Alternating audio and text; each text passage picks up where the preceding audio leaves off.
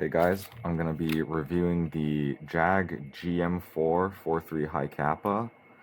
I've seen a lot of really positive reviews on this gun, but my experience has been a little bit different, so I thought I'd give you my thoughts on it after owning and using this thing for a year and a half. So let's start with the pros. This whole pistol is TM spec as far as I know, so that means all the aftermarket HI-CAPA upgrade parts and everything seem to fit just fine in here. No tolerance issues that I've experienced, which is nice. This gun is cheap. You can get it for around $100, maybe even a little bit less. So really, it's a budget pistol, which is nice. And it's also got an 11mm clockwise thread here, so if you wanted to, you could pick up an adapter and put a tracer unit on it, which is pretty nice. It doesn't have like a strange threading here. It's pretty standard. You just have to take out the outer barrel, put it in boiling water, and you can twist it off if you've got the orange plastic tip on there. So that's nice. All right, now let's get into the cons, because there is a lot of cons that I've had with this gun. Again, mostly because it's a budget gun, but this is what you can expect out of it. Number one, most of the parts here, minus the grip right here, are made out of metal, but the metal is a cheap pot metal. And most airsoft guns are, but this becomes a problem because even the small components on here are made of a very cheap hot metal, and those parts will all break, basically. So the slide and the frame, those are fine. The grip safety here, probably fine to be made out of this pot metal, but the hammer assembly, the safety, and the slide stop, these pieces are fairly small, have small geometries on them, and being made out of this polymetal has meant that they've all broken and I've had to replace them. So the hammer, the original hammer, gave out at about 2 months in. At that point I haven't even been fielding it. I was just plinking around at home, and the hammer just shattered apart. Safety started to give out and became loose, and then at some point a bit broke off and the safety just fell out. That was probably about 8 months in, and then most recently the slide stop just broke, and I suspected the slide stop would break just looking at how it was made and how cheap all the other metal has been, which is why it currently looks so ugly right now. It cracked in half, and I put super glue on it to hold it together, but the super glue wasn't enough, so it broke again.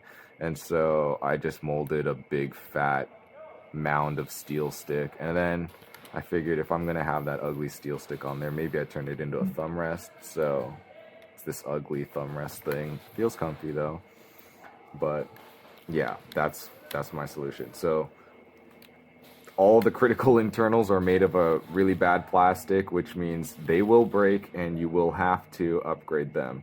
I ended up upgrading the hammer assembly to a Airsoft Masterpiece steel hammer. The safety is, I think, just I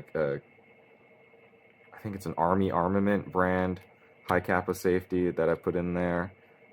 Their pieces seem to be a little bit better than stock. Nowhere near as good as an Airsoft Masterpiece or any of those big aftermarket brand parts, but this does seem to be better than the JAG quality of parts.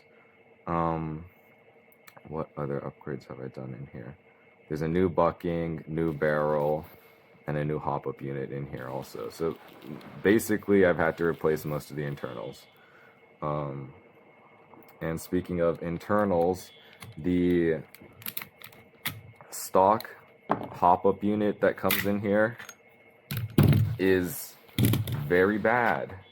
So, and I think this is a fairly common problem with the stock hop-up units, but let me just pull it out here. This is the original hop-up unit. Sorry.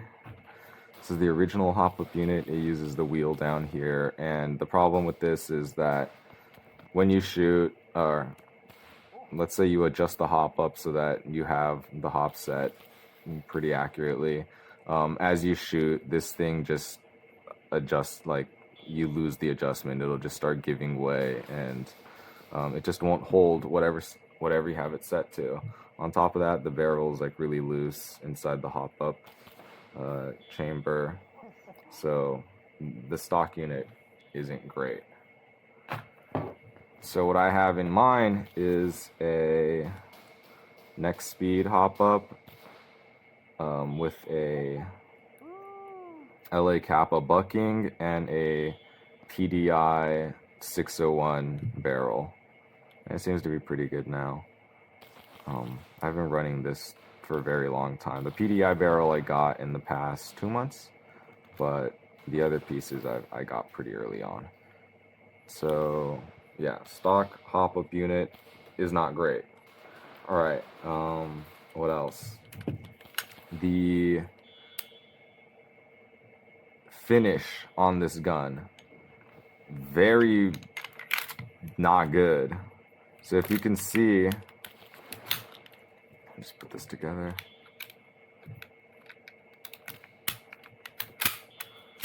If you can see, you know, all this, the paint is wearing off, and that is because the finish on here is paint.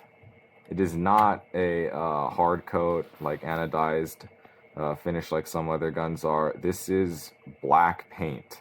And if you can see, I don't know if you can see in the reflections here, but this thing is scratched up. The finish is very ugly. When I first got it and the paint was all fresh, you know, it was deceivingly nice. I was like, oh wow, this is a nice gun. But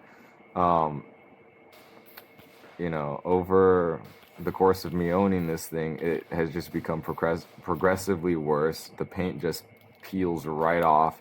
So if you can see here, check out the grip safety, watch my nail. It just comes off. It just rubs off so easily. So, I mean, this is what you can expect your pistol to look like, just through normal use. You know, the high wear areas like the sights here and the grip safety, it's just, the paint's gonna peel off. And it doesn't look very nice. But that's fine, I mean, it's fine for me because I've kind of just accepted that this is just gonna look like a worn out, maybe kind of a sleeper build that I'd like to do. So when people see it, it just looks like a garbage pistol, but the internals are all decent, pretty good. But yeah, if you want something that's gonna stay looking nice, this is definitely not it. The finish is pretty poor.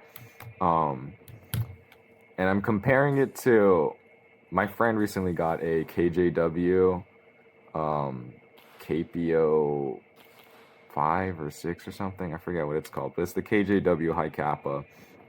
And that thing comes out, the price comes out to about, you can get it for as low as $80 on some websites.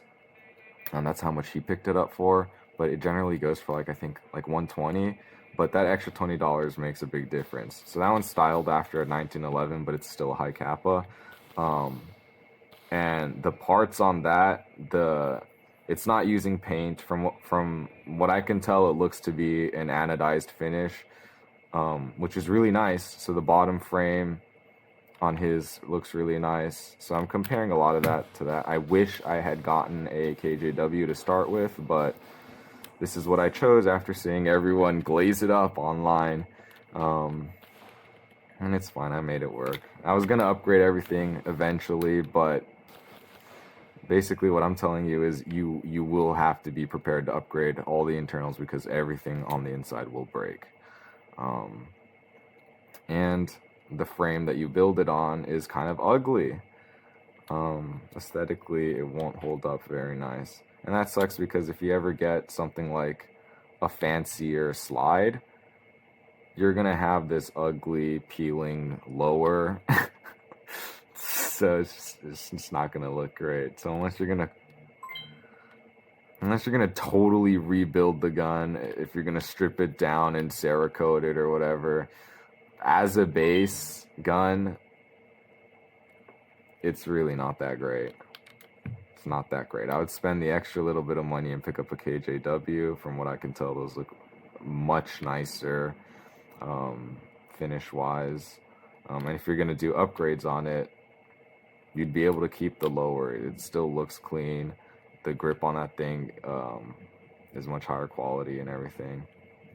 So yeah, I'd recommend that. But anyway, back to the JAG GM4.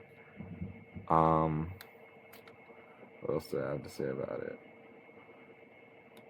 It's an okay budget base gun. It's okay. Here's the magazine that it comes with. The mag's pretty good. I do like it. Mags that I don't like, I do not like WE mags.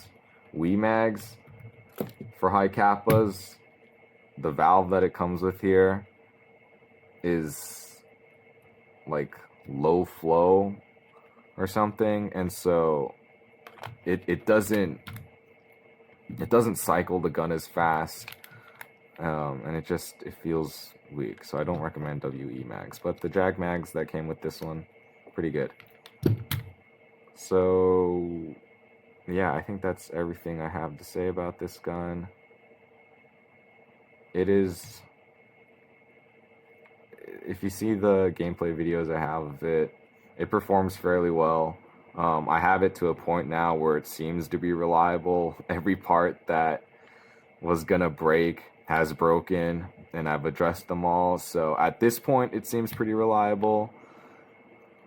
But yeah, basically just be prepared. This gun is gonna be a project gun where it's gonna be breaking down constantly, and you will eventually have to repair everything. Yeah. The real review of the JAG GM4. It's fine.